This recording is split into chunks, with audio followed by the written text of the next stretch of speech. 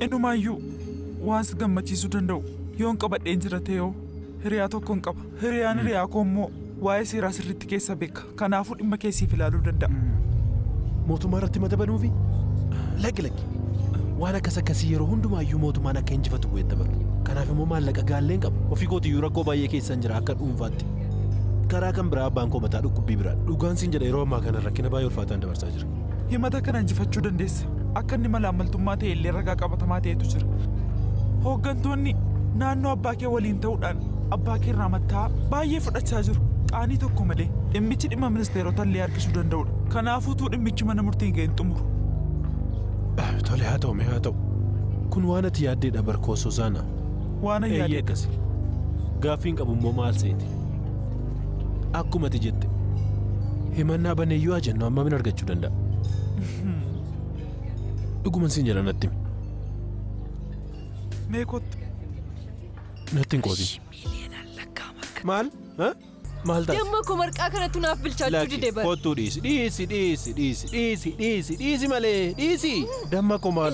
Ilaali argaa jirtamti waan hunduu naaf ta'aa jiru. Inumaa waan hunduu na aarsuu malee hojii qabu. Tole. Akkamitti hojii isaa akkan hojjetu atis akkatti hojii kee hojjettutti. Garuu waan hunduu maaliif akka kana ta'e nutti ulfaate? Hunduu nu bira ga'ee maaliif cima? Beektaa hojiin koo baay'ee makaraa naaf qabatee ture. Amma garuu waan hundumtuu al tokkichaan na jalaa bade. Turi mee lubbuu kana maalumaan balleessi? Dhiisi maal lubbuu kunoo si bira hin jira. Waan hundumaatu sirraata. Waan tokkoon isaallee utuu naaf hin dhageesse. Waadaan siiseena wanti hundi akka sirratu bareeddu. Dhiisi tolee amma kottoo ofitti na qaba. Mee natti himi. Akkamitti mana haadha kootii bituudhaaf abbaa koo waliin deemtee mari'atta? Mana koo akkamitti bitta? Natti minsiin jechaa jira. Boondii argachuuf jedheet abbaa ko. Boondii argannee baankiidhaaf suta kaffaluuf malee akaakaadhaaf miti. Boondii kaffaluun immoo kiraayii manaa kaffaluu caalaa baay'ee gaariidha. Tole natti mime seebusiisu. Naaf hin galle manicha gaafati bittu mana eenyu ta'uuf deeme? Kan keeti kaa? Hangoomo? Kan keedha. Mana jalqaba dhiirri bitu kan isaa miti kan abbaasaati malee. Kan abbaasaati simiti kan akkas jechaa na guddise. Abbaa ko yeroo haati koo mana hin jirre yaaddeetta miti nuti lama taanee akka maatiitti wal gargaaraa turre.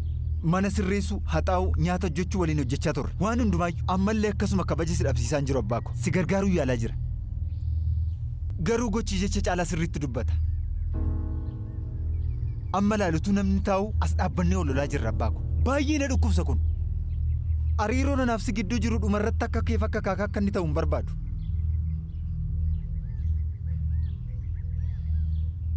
Iddoon amma jiru kana sababa keetiin hin jira. Ati qaccee koo lubbuudhaan jirudha abbaa ko. Waan an gochuu barbaadu yoo jiraate gammachuu kee waan hin arguu barbaaduufi. Kun sitti mul'atu yoo ta'e immoo kan biraa waan an jedhu hin qabu. Mee maal akkan godhu barbaadda abbaa ko? Kana bakka bu'ee ofii kootiyyuu baay'een gadde. Utuu teessuma kanarra sintu taa'aa jira ta'e maallaqa kana ni fudhattu turtanii? Giiftii koo akkuma jalqabarraa kaasee waan hundumaa haasa'aa ture. Akkuma kana dhimma wal fakkaataadhaan himata baay'eetu jira. Himannaan sun hundimmoo dhimma keessan waliin dhimmoota wal fakkaatanidha. Waan kana irratti gaafa mari'attannaaf bilbila. Dhimmi qabanne kun dhimma daa'imaa miti. Xumureera. Maal jechuudha? Amma reefuun bara akkasin lamaan rakkina hamaa qabdan. Waan tokko kanatti dubbattanii nanaasne callisaa. Afachu maaloo obbo Shabalaala. Obbo Shabalaala maaloo? Maaloo tasgabbaa'e. Tasgabbaa'e naan hin jedhin. Alaalaa utuu waan achi keessatti gootan beektanii? Obbo Shabalaala isaan baay'ee maallaqa xiqqoo siif dhiyeessan. Waan xiqqoo maali? Eeyyee baay'ee xiqqoodha. Na dhageessu miti anisuma xiqqoo ta'e kanan barbaada. Kana maalan godha? Ifa manuuf godha.